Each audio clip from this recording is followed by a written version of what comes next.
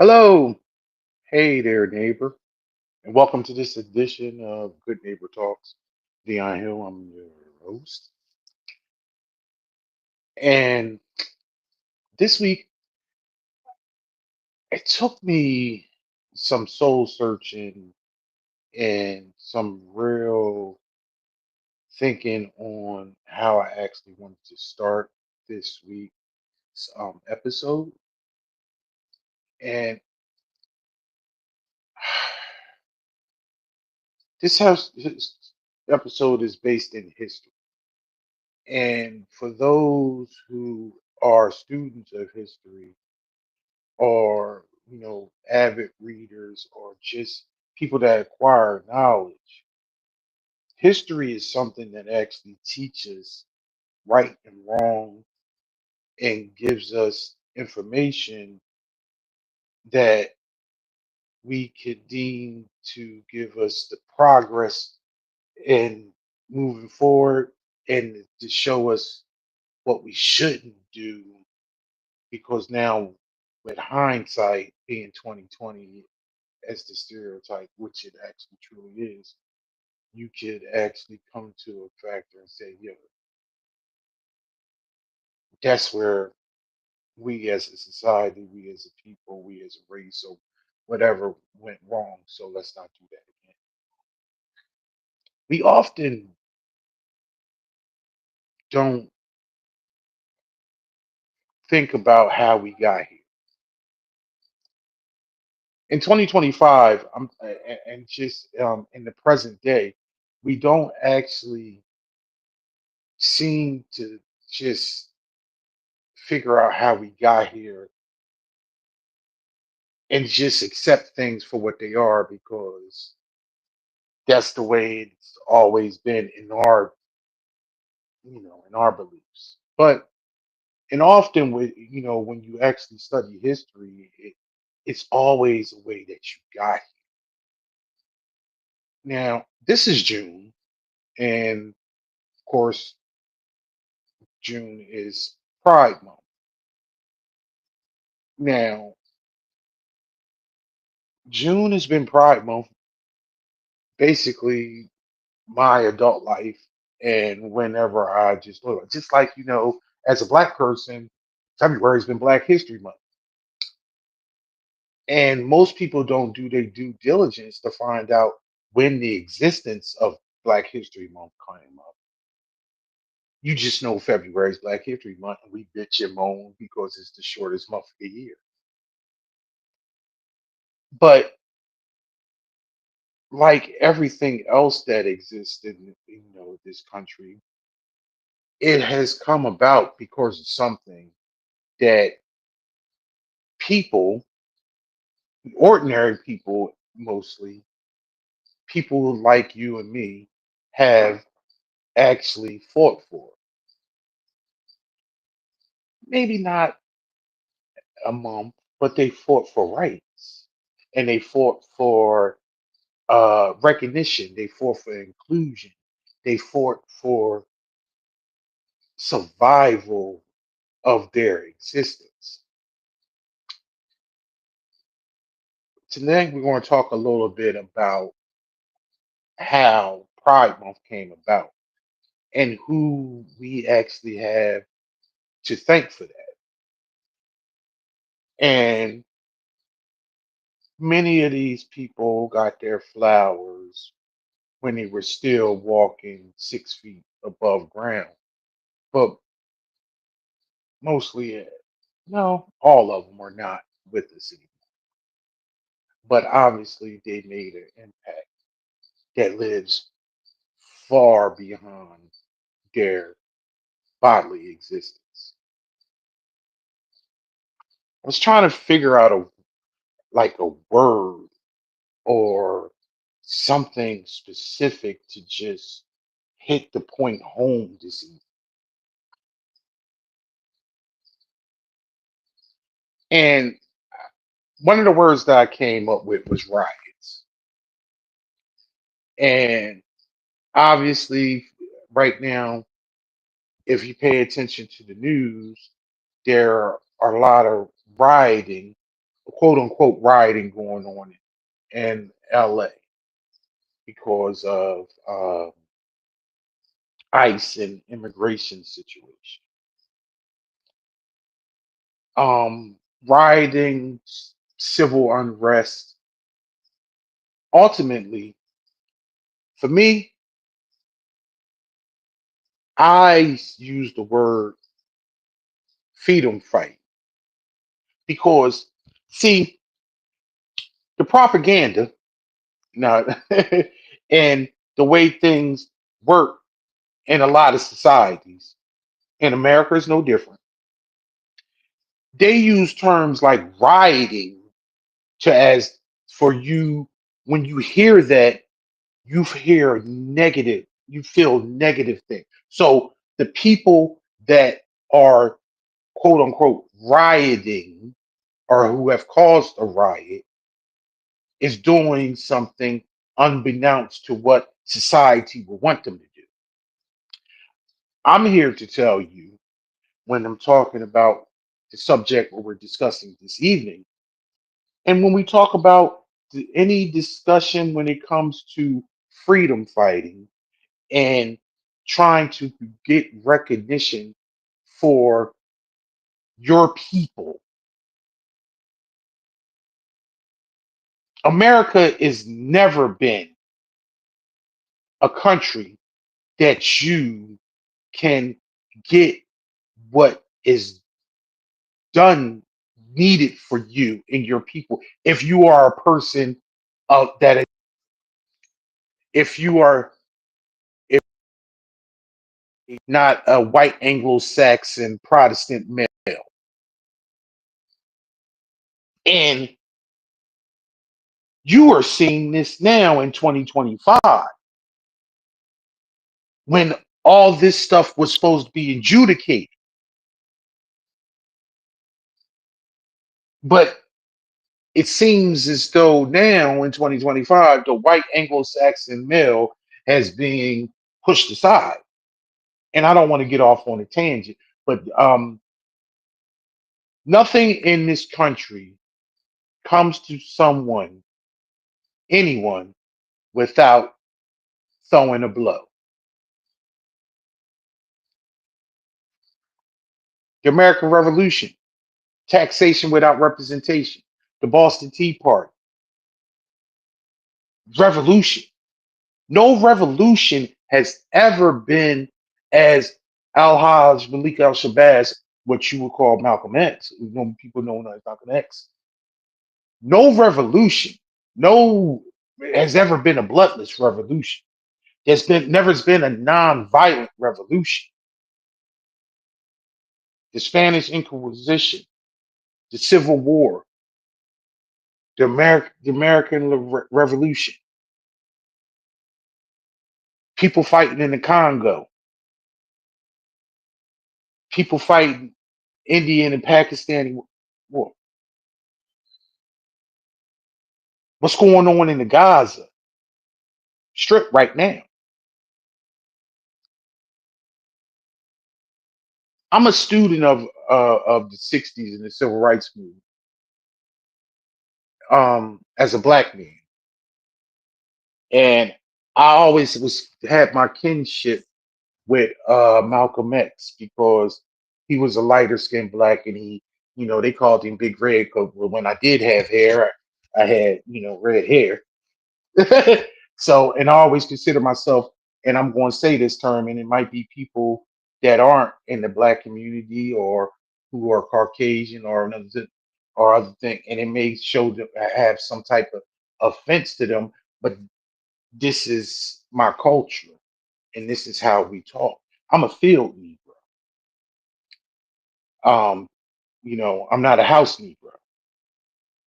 Uh, and people often, what's a field? A field Negro will fight. Or as Malcolm has said, if the master got sick, you pray that master would die.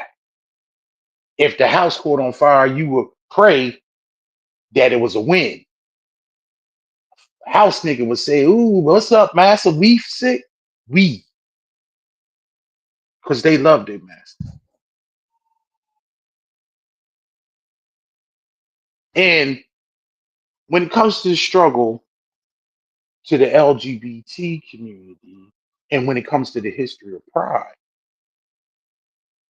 there are many people that were in the field, and a lot of them was field Negroes, if in that term. And then I say that with no disrespect. Um, when I hear riots, because the principal place where this month started goes back, and I didn't know this. I was taught this. You know where I was taught this? I was taught this by IME.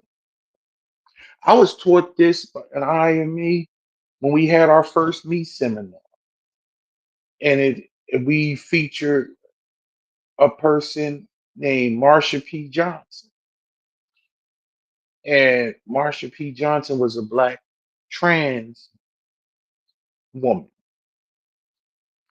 and she was pivotal in the Stonewall quote unquote riots. And see, when you go and you actually seek education and you want to know how we got here, it's always a beginning point. And see, the revolution for LGBT rights spanned way before that first punch was thrown in 1969, June 28th, 1969. Let me talk about Stonewall for a minute. Now, before we get to there, let me give you my interpretation of pride before I was educated and before when I was, mm, I won't say ignorant, I will say a novice and just, hmm, what's the right word?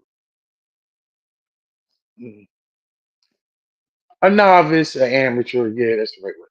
But I always went, I remember because, like I've told you in previous episodes, I believe, I was big on television and I would watch anything that was on television, any type of movies, this, that, and other.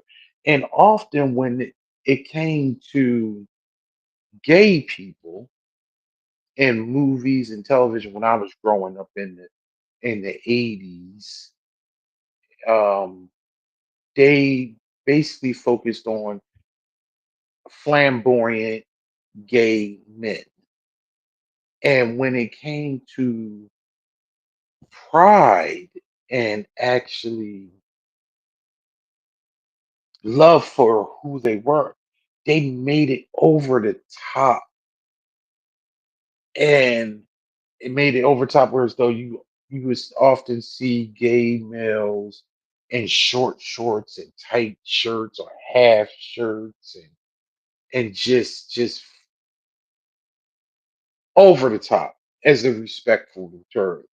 And that was done on purpose. You often was never you will see when it came to women that were in the community that were lesbian, they just seemed very dumpy and manly and in overalls, and it's just stereotypical to what they wanted you to see how these people and what they who they were, and that's not the true picture at all. You got to understand that historically, when you are an other, you have to fight for every little and scratch for every little. And it's been so many people over these years that have, if you are part of the community today in 2025, you are here standing on, and you are openly gay, you are openly who you want to be, you trans, you are you part of the queer community as a whole, and you're open with it. You didn't do that. You owe that to a lot of people that came before you. And Marsha P. Johnson is one of them. When you talk about Stonewall, Stonewall, oh, hold on. So when it came to like my images, when I watch movies, you would also, it was always like these little neighborhoods that were as though, and they often would say in New York when it was a movie or show, mostly movie, they would say you're going down to the village, and I didn't know what it was.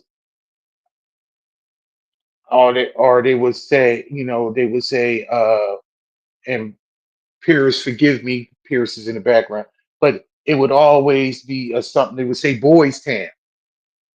Oh, he going down to Boys Town. He got caught down there in Boys Town. Um, these were terms in movies distributed to actually insinuate that somebody would, I kind of take it as being anti, being homophobic when they would use those terms. But 70s, 80s was, was a different time, as we done discussed on this show before. Um, but when it came to Stonewall, the Stonewall Inn was a gay bar. It didn't start off as a gay bar. Now, this is me learning and getting some information. It was a bar, it was open in the 30s, it, speakeasy and things like that. But in 1967, it changed hands, and it was very interesting. That's the term I'm going to use. It was very interesting that the new owners of the Stonewall Inn was the Genovese crime family. And the Genovese crime family, actually made Stonewall into a gay bar. Hmm. Italian mafia running a gay bar. Interesting. Now, you could say, they saw a market inefficiency and see where they could actually make money. But it just just ran kind of just countercultural to me, but I digress. Now, this gay bar was a safe place and a safe space. Hey, Angel, we often use the term safe space, whereas though it was safe for gay people to congregate, party, and hang out. It was BYOB, so you brought your own alcohol, and you could actually come and be who you wanted to be and be safe without any type of repercussions, maybe. Because the craziest thing when it came down to the 60s and many decades, homosexuality and being gay was actually illegal. You believe that? It kind of fucked me up to actually think about that. But then I thought about it as being a black man in America, a other, and it was illegal for a lot of things for my people to do that it wasn't illegal for an average, just straight white person. So it didn't, although it kind of threw me aback. I could see eye to eye with it. So often, what would happen, even though, of course, the owners of Stonewall would actually, pay off police for protection, they would often, their patrons would also often get, you know, rousted. It was police raids when it came to people in the community gathering and hanging out were often, and they would or be arrested for disorderly conduct or for actually just congregating and being openly gay. These laws were on the books. And what had happened was on June 28th in 1969, it is said that Marsha P. Johnson, when the cops came to raid, her and her fellow patrons said no more, and they fought back. And she was accredited as being the first person to throw the first brick. And another revolutionary and intricate person in the struggle for trans rights and for queer people. It was another term back then, but was Sylvia Rivera was a trans woman, Latin X, as we would say now. Supposedly she threw the first Molotov cocktail. Now, this uprising, when it came with the police, was an ongoing struggle for over 6 days. Whereas though, and I'm reading that went on for over 6 days, and that the police was barricaded inside the inn, and many other people throughout the community just pro I'll say protest. They would say riot. And see, I don't like to feed into the propaganda when they actually say riot when it's unrest, when you are actually fighting for something that is just to be humane, just to exist. And as we always said, you know, if when it came to the Boston Tea Party and when it came to Americans actually separating from the British tyranny, they were they were they were touted as just uh revolutionaries. Some they were touted as you know great people. These are the people that established our country. But you think that's how it played over there in England? So, or were they just rioters? Were they just people that did not respect their authority? See, you can rewrite it any way you want, but you don't get anything. Malcolm X often said, if you want freedom, you can't go and ask the man for freedom. You have to go take it. You have to go take it. And see, these people actually fought to have something more than what they had, and they just was fed up. You jump in, Paris. Sorry. I must have got something wrong. Go ahead. What is it? You forgot one person. Wait a minute. What person did I forget? Shout out to the Who? mask. It was a masculine lesbian that got the party jumped off. He Hold on. Let me see. Let's look at this. I got a lot of names written down, so I might. Oh, good. So, because I got a lot of names that was written down on there. So hold on. Okay, maybe go ahead. Tell me the name you got. Her Who name was is Stormy.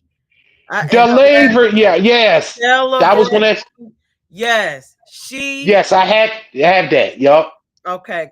Initially, it was believed that Marsha got everything jumped off, um, in which she was involved in the riots. But Stormy, a stud, what we would call a stud today, um, it was illegal to for women to dress in men's clothing. Yes, and I saw the picture in black and white.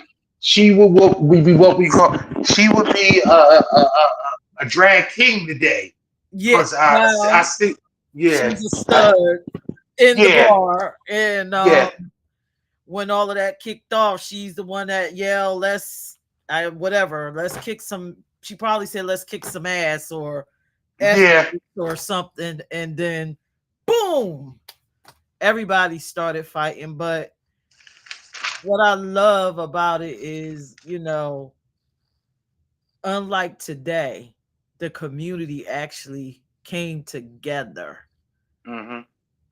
Gay men, stud women, uh, the trans women, and the word that you didn't want to say, which wasn't they weren't called trans people back then. They were called transvestites, and but And you know what? I don't know. As an ally, am I even allowed to say that word?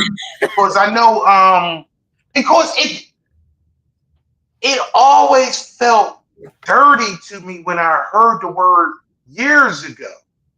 right, It felt dirty. It just almost felt like the N word to me. I don't know if that makes any sense, but it felt dirty.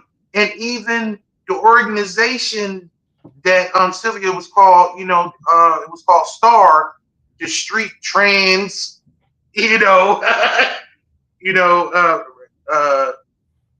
but I just don't like that word. It just seems nasty. Just seems dirty. And then there was another person they said was Miss Major Griffin Gracie. And like they had all these pictures. It was so it was so wonderful researching this because so many pivotal people. And then I like dug into the '60s and just the people in the '60s because they basically said at the simultaneously, it's so crazy. And a lot of these people of color. So it was like as the civil rights movement was going on, the gay rights movement was actually going on at the same time. So it was just this, the '60s was a big just impasse of activism. And of course, this was before you and I was born. Um, Probably, and then like for instance, our parents were young. My mom was born in '56. So when this was going on, she was a toddler and then like elementary and like almost like in adolescence. So it's just it's so incredible and it's actually pivotal that people need to actually say, like, how did this come about? And it started there, but then it was like in 1970 to mark the year anniversary. Basically, people just went to the streets and just marked the anniversary of Stonewall right, in Chicago, in Los Angeles, in San Francisco, you know, and then it just snowballed for that moving on throughout the years. I had, but that ride in '69 actually snowballed a lot of activism from that across the country. right. So, like for instance, So it the was sort Gay of like Liberation Front. It was sort of like the Black Lives movement. Like people had minor movements, but just like the Black Lives movement just took off. That's what Stonewall Right. did Because because they told me it said many other like the daughters of the Biltis was already like part of the 60s. Bilitis. Belitis, I'm sorry. Okay, I think it's okay. called Bilitis. You might be right. And like I'm just I'm just reading and learning and absorbing. So I didn't. But it's like all this came about, and then it's just it steadily just started growing, growing, growing. Um, and one of us like the situation with Harvey Milk. Now, see, this is the thing. A lot of us, even people that are heterosexual, that like, but you see, like, and this was the whole thing. I think we went. It's just so funny. I've been an ally all my life, and I didn't know it because no, how we when we talked about the L word and we talked about movies and stuff a couple weeks ago, like I knew about Harvey Milk, I knew about the movie, I knew about his story. Why? Why would it? Why would I even pay attention to that? You know, it's just why would I even absorb that? And I know Sean Penn played. I know Harvey Milk was the first openly gay politician elected in America. He was on the board of supervisors in San Francisco, and he was murdered. Him and the actual mayor of San Francisco was murdered by a former board employee. supervisor who's probably homophobic. He was. I yeah, yeah. See, but the progression of the world continues to go on, and we don't actually have the and acknowledge the fact that somebody was here. You didn't, you know how bad Obama got a lot of shit years ago when he said you didn't build this. When he was talking about the highways and the reason why things were here, to help people with entrepreneurs and business. You ain't build that. I didn't build my freedoms. It was people in the generation that sweated before me. When it comes to Pride Month and when it comes to acknowledgement of LGBT culture and history and education, the people today, you ain't build this. Somebody made it. Now, I wouldn't say it made it more comfortable for you to be open. They trying to roll this shit back, but they made it more comfortable for you to be who you are. And they need to earn the respect because as many people, and you can stop me if you want, Pierce, but I've learned this in the last 5 years about the hatred and the discrimination within the community, and a lot of times it explores and it goes against trans people. The only true reason why we have these proclamations in Pride Month and this celebration that's on the books is because trans people and people of color, when I was black, Latina, people of color, trans women. And that ain't got nothing to do with them running track, swimming, or playing or basketball or whatever this, that, and other. That old trans athlete shit. It don't got nothing to do with what bathroom that they use and this, that, and other. But these people in history fought for people in the community to have equal standing. And those people that are derived from that are the same today are shitted on. I agree. And you know what else I find very ironic about the month of June in general? Everything that we celebrate in the month of June, you owe it to the LGBTQ plus community. Even Juneteenth, we were out there fighting for y'all. Um, we were right beside you. I can't right now off the top of my head give you any real examples, but I'm a firm believer that people are who they are no matter what century. And to me, LGBT people always been fighting.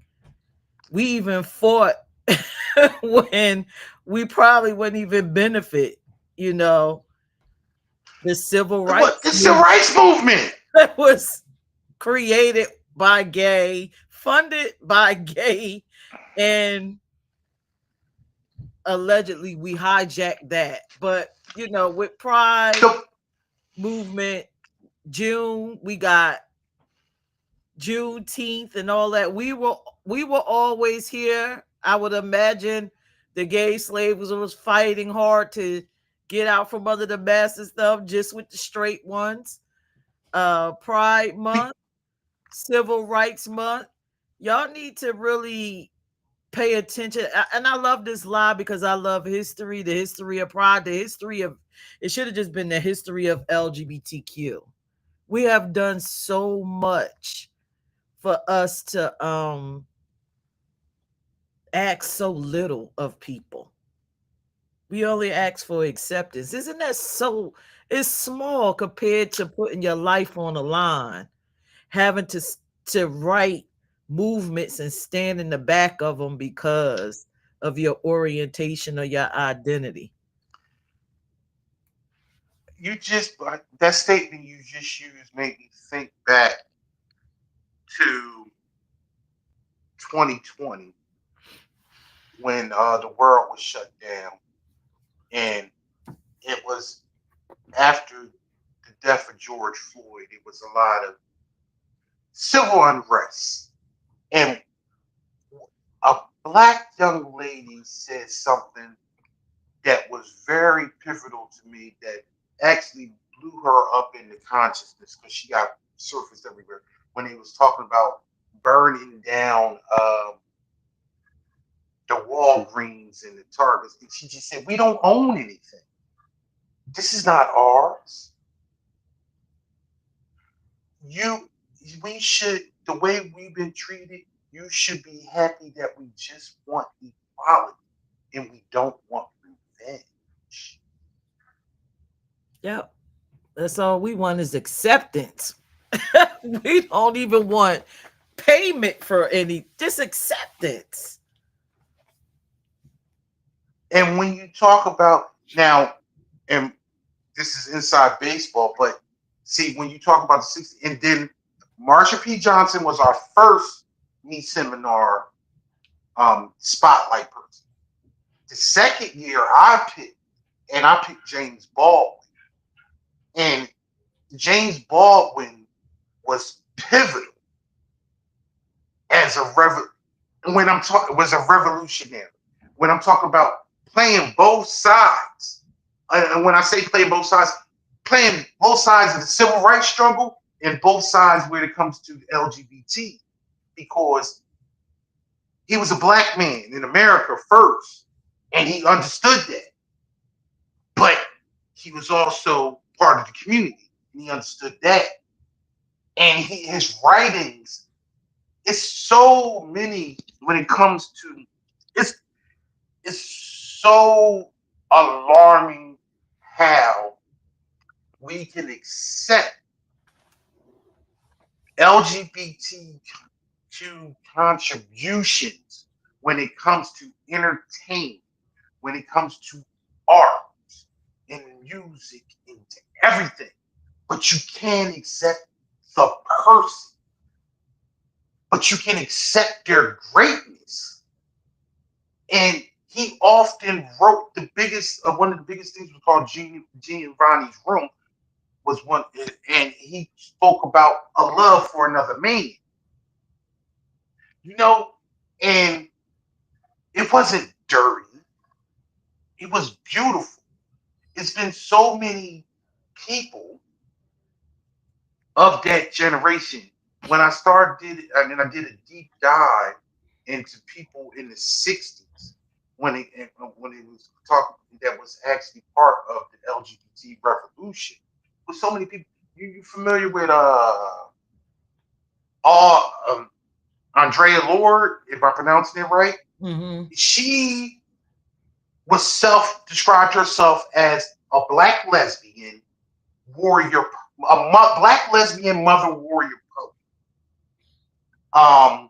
When he talked about uh, Barbara, let me, I gotta look at my notes. I'm sorry. Um, James Baldwin. Oh, Christine Jurgensen, who was basically cited as being the first trans woman that had the surgery. Yes. Um, and then Dale Martin and Phyllis Leon,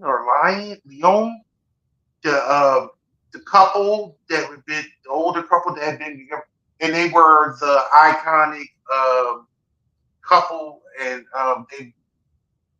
that was who the Marriage Act. They were the Marriage Equality Act. They pointed to that lesbian couple, and they and one of the it was a lot of Leonard Malkovich, who outed himself. He was a Vietnam War veteran who outed himself in the military to actually show the segregation. Well, not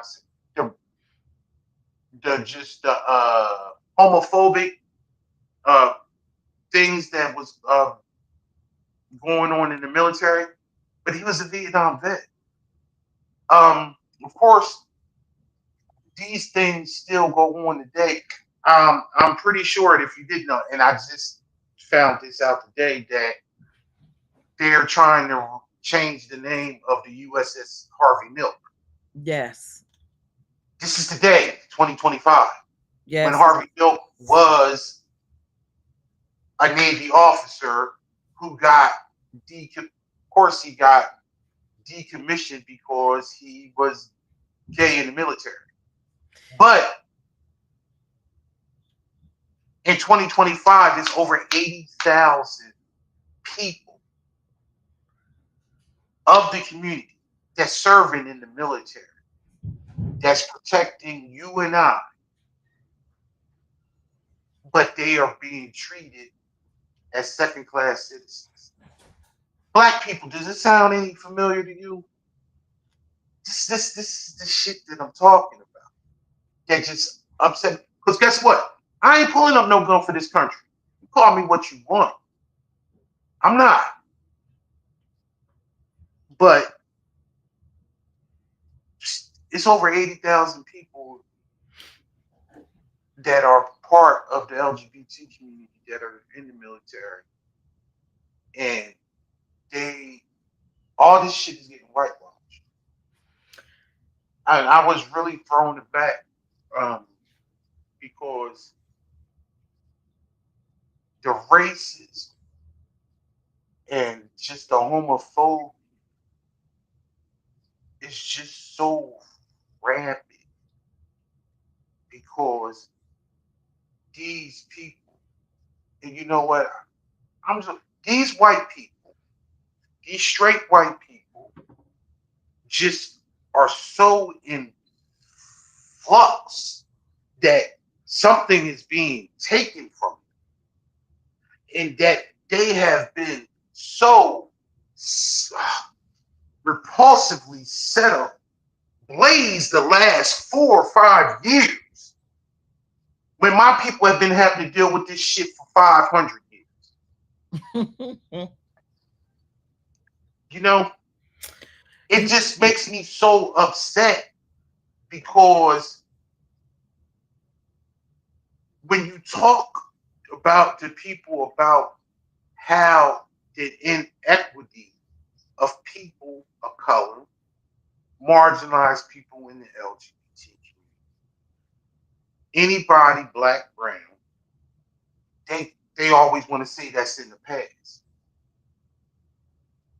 because some of us that look like us have actually, you know, yeah, we not slaves, but it's still a systematic inequity and it's still a hatred for people that don't worship like you, don't look like you, and don't love like you. So you tell me how this is the greatest country in the world. You didn't I, you didn't mention, I mean, since we talking about the history of pride for our females, I've noticed a lot of you have had a lot to say about the trans community.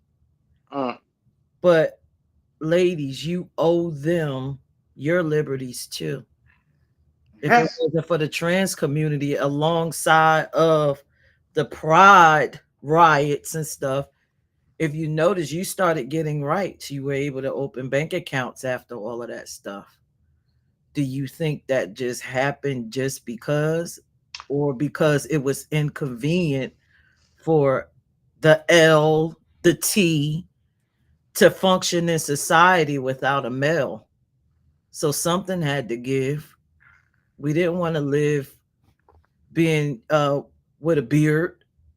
And even in your feminist movement, what's a beard? more important, well, a beard, when a gay man and a gay woman get married just to move along in society, I mean, you owe LGBT people a lot. Your feminist movement, your civil rights movement. I can't even think of a movement that didn't involve. Because the craziest thing is people, and we use the term LGBT now, but gay people, queer people have existed all time through history. And if you don't believe me, when you watch movies that go back to the even even in Game of Thrones, they I'm just saying. Or uh when we talk about Julius Caesar's time, when it's all people in they've always existed. I wanted to go over a little timeline. Because I want to wrap it up a little bit. But the timeline that the Pride timeline, and I learned this week when I was doing the information. In 1969, it was the Stonewall riots, and then in '70 was the first the Pride March in Chicago, LA, and San Francisco, commiserating the riots from the year before. In 1977, Pride Month was first appeared in a newspaper talking about uh, and it was actually in the New York Times. In 1989, Mayor Ed Koch actually proclaimed June Lesbian and Gay Pride in History Month. In 1994, look up. This is a pivotal name, Rodney Wilson. Rodney Wilson was a history teacher, and did you know this one? Rodney Wilson was a history teacher in Missouri, and he actually and a coalition of educators in the U.S. made October LGBT History Month. I did He not know was a that. gay, yeah. He in 1994. He is still alive today. He is 76. He's 76 years old, and he has been teaching LGBT history for the last 30 some odd years. Um, and he wound up coming out in the 90s, and it was Hmm. really big because The 90s. Wow, that's a long life to live without living the way you want. yeah, because that he was still. So it was 94, so that was what 30. He was. He was in his 40s in history, and he was yeah. In 1999, President Bill Clinton officially declared by a proclamation that June was Gay and Lesbian Pride Month. In 2009, President Obama declared it LGBTQ plus Pride. So we we also know about in in the coming years about the Marriage Equality Act and a lot of rights being given. But it was from 69 to 2009, 40 years. And it all started from somebody in a group of people saying no more. Normal, regular, everyday people saying tyranny will not be accepted. And I think that's a beautiful thing. So when I hear riots and I hear civil unrest, me, when I dig the digging and actually, I say revolution. And the revolution, as Gil Scott Heron, will not be televised. It's always going to be live. So you got to be in the streets and you got to be a part. So I thank those people that look like me or look like, but were not me, but they was people of color. And it was like, that's why I often say as an ally and being a black person, like, yo, if my people in the community, if my people in the community have all their rights, then it falls, I get CC.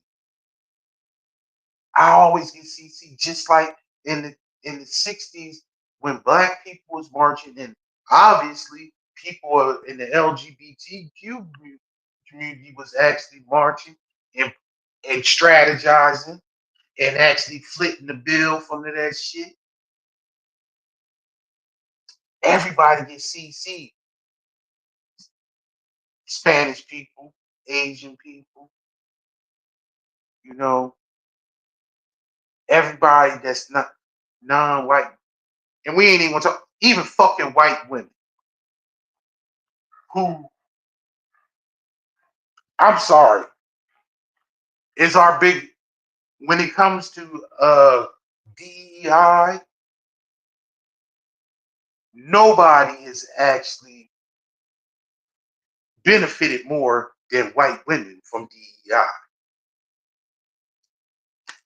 But that's a whole nother political show that got nothing to do with the LGBT community.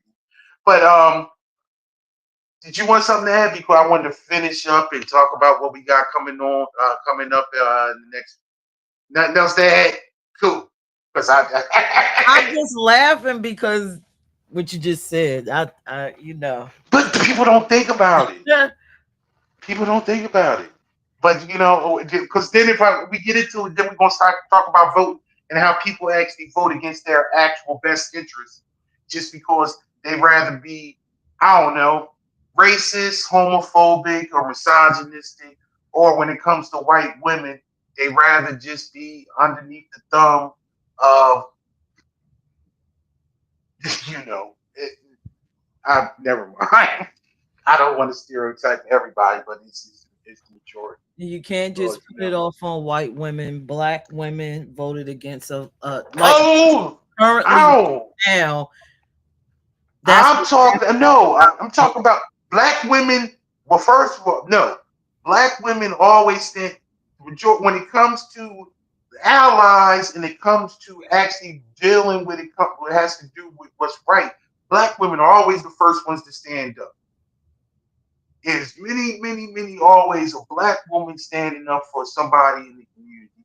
As many times black women know right from wrong and they're going to say what's right from wrong. Now, if is it everybody is it is some Candace Owens out there? Yeah, I get that. but majority black women have always been the guy in life, and just the fortitude of what is right, and when it comes to America. Same thing when it comes when a lot of times when it don't have anything to do directly with them. That's my opinion, but a lot of times, Black uh, women are stand for LGB, but they will not stand in majority. Like, well, oh, most for trans, for trans issues, and and that's you ugly. were absolutely, and you know what? It's funny you say that, and I don't want to, and I don't want to cherry pick, because you're probably right. You would know better than me. But you see, I was doing my Simone Biles was pushing back against uh, uh, Riley Gaines about trans athletes. Um, Jasmine Crockett, I often talk about Jasmine Crockett, the congresswoman that out of Dallas, Texas. She constantly stands up for trans rights. You know, so I think sometimes I think no, I'm not going to get involved in that, because I don't want to. I'm not a woman. I'm not a trans woman, and I'm not a black woman. But when it comes to just bullshit, when it comes to women's shit, ain't no, it's no other hatred than another hatred from another woman. From what I see. Get back to But your history of pride, because you was on the tangent. yeah.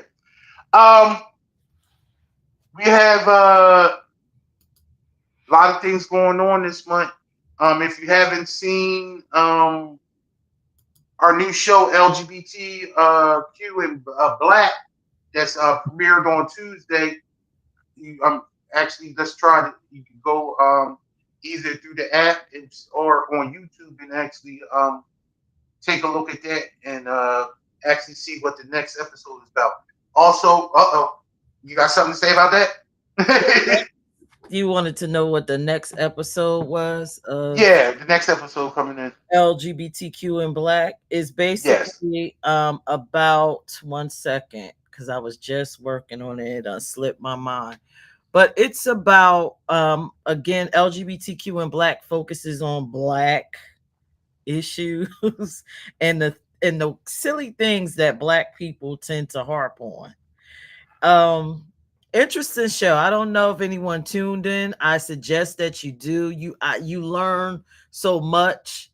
As much as I've studied our community, had conversation one-on-ones with all the letters, I am always learning something when I'm talking to the community members face to face, one by one. It's just an amazing show. So the next topic is I know why you are. Mm. And it's I know why you are. You could just fill in the blanks. Why you are a lesbian, why you are bisexual, why you are trans, why you are gay, why you are queer. And it's the Black perceptions on the origins of LGBTQ plus identity and straight folk trans attraction. Because as Black people in the community, you always know why something is going on or why that person is that way. You know, we're very superstitious, and we know why you're gay. Oh, for example, if you're not Black and you're watching, or you will watch later, one of those misconceptions about the reason why people are gay is because your son played with a Barbie doll or picked up a bat, or your daughter messed with one of those old Hess trucks. That's why she's gay. So that's what we're going to go into. I love those Hess trucks. So that's what the topic will be on Tuesday at 8 p.m. Tune in.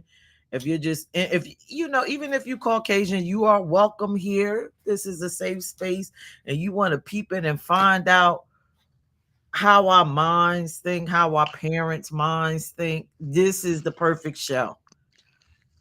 So it's I know why you are, and whatever you are, put it at the end. And we're gonna give you the black version of why people are gay. Mm, interesting. Okay. Because you know it's a long list of you've heard It's of a yourself. yeah. I know. I mean, yeah, it was the whole the pink blue thing, and then Yeah. playing with it, put that doll down, and If you put the baby, a boy in a pink outfit, he's gonna be. yeah, and then if even as we discussed it like last week, we was having like me and my sister was talking about, we had a couple sensitive kids that cried a lot, and you know we just assumed that If you indulge boys in their feelings, yes, then yeah, yeah. and none of it is actually true. So we're gonna dive into those deep dark things that black people think, and we're gonna just myth bust. And maybe we might not myth bust. Maybe some of the people on a panel might say that is the reason, or that probably is their experience. Well, I don't know. We'll find out. You know what? Ah, okay, because one of the things that one of the things that I heard, and actually a person in the community kind of swayed to me, is that and I didn't like their reason because they were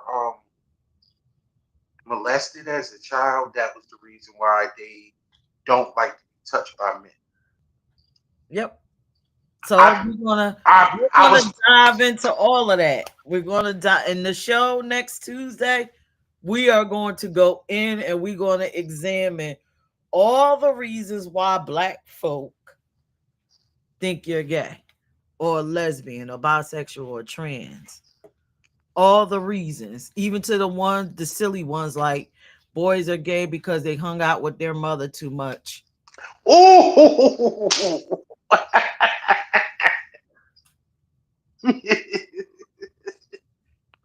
So we're gonna go in. It's gonna be a good show. okay. Um, One of the last things that I did want to touch on before we advertise is the backwards stereotypes and laws that were actually put on the books, and they are anti-gay. And it was, but they didn't word it. Sodomy, and you can look up sodomy. Sodomy was illegal in this country for years until 2003. 2003.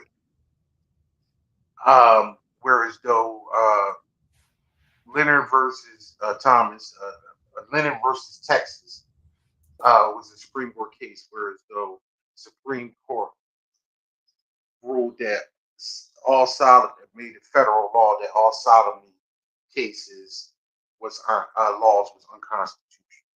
If you don't know what sodomy is, and I'm being respectful, that is oral and anal sex, and it was like basically back in it was law put on the books back in colonial days when basically people just had it seemed like they basically just had sex to have repercussion reproduction, and they basically just did missionary. But it when it was a backwards laws that was just whereas though they could actually lock up gay people. And but it backfired in the sense whereas though it even affected straight heterosexual couples.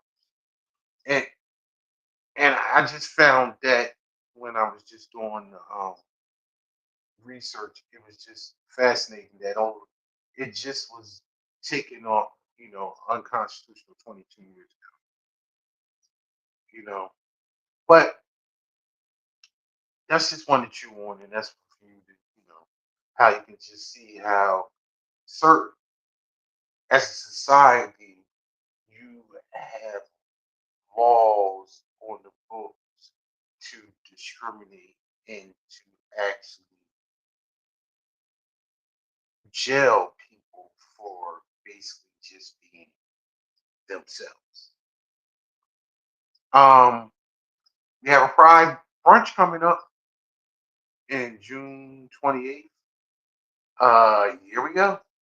It's after the Wilmington Pride March, and it'll be from 11 to. Are we going 11 to 2 now? I think we're going 11 to 2. We discussed it.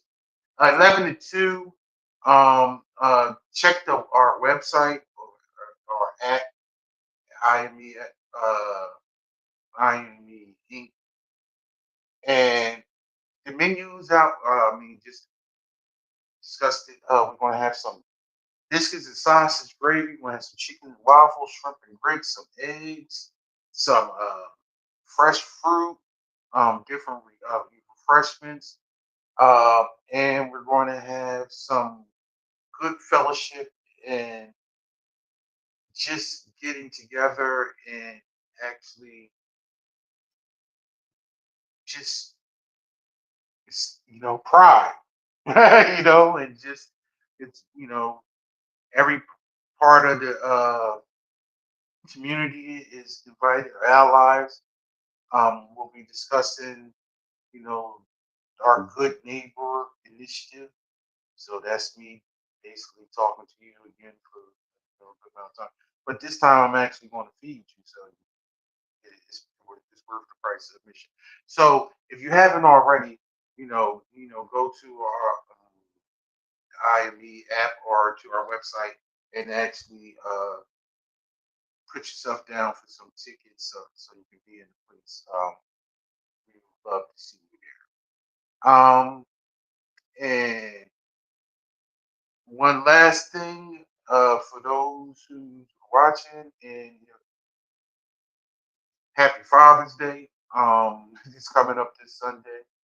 Uh, I'm a father, and I look at it as though it's the greatest accomplishment in my life has been the creation and development of my children. So, for those people that's out there that are fathers, I wish you a happy Father's Day. You know, take it down because you can you can make a child, but to actually be a daddy and a father is another thing. And those things are mutually exclusive. And with that said, we'll see you next week, and thank you for joining us. And hopefully, you actually learned something.